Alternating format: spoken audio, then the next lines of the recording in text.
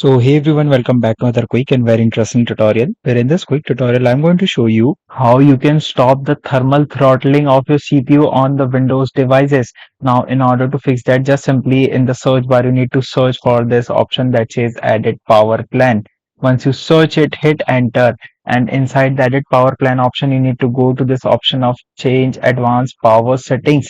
Click over there, and here you need to go to this option of processor power management, and inside here you need to go to this option of maximum processor state and minimum processor state. Make sure that on the battery itself it is also selected to the maximum value.